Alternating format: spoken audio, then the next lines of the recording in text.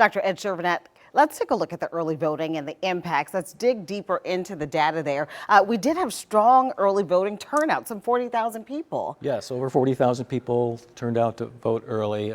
That's literally over twice as many people that voted early in the last time we had an open primary. So, as you can see, 16,500. So this number has now been updated because mail-in ballots have been coming in all week.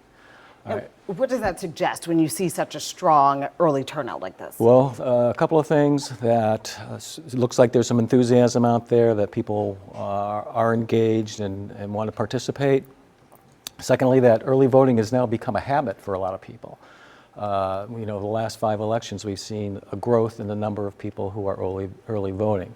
And interestingly enough, we see the number of total votes decreasing over time. In 2010, we had 89,000 people show up. In the last election, we only had 75,000 people. But that's at the same time that early voting has been increasing. And so people are more enthusiastic. It's a habit, and the campaigns have gotten better in terms of identifying their supporters and getting them to the polls early.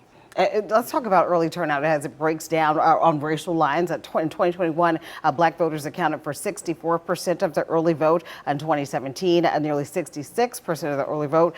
Where we see with white voters, early voting is 37% up this year, but typically you see more early voting among black voters. Yes.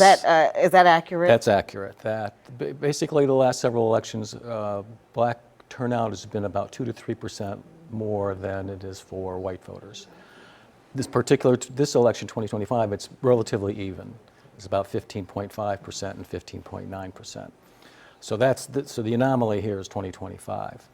And that there was also a large presence of women for this particular election, and a large presence of Democrats. Democrats make up about 63% of registered voters, but they made up about 73% of early voters. So Democrats really showed up for this election.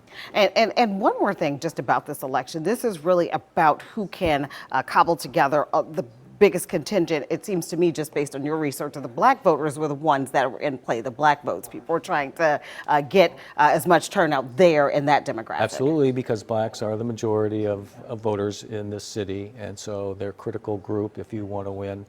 It looks like Helena Moreno has been able to put together this multiracial coalition. She leads among whites, she leads among blacks, and she leads among non-black minorities.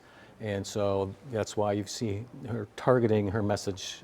You see a lot of her ads and her message is targeted towards the black community. She knows that she needs them to win. All right, so race certainly a factor in this race. Yes. Dr. Ed Chervenak, thank you for your time. We will be right back with more analysis in our Commitment 2025 coverage.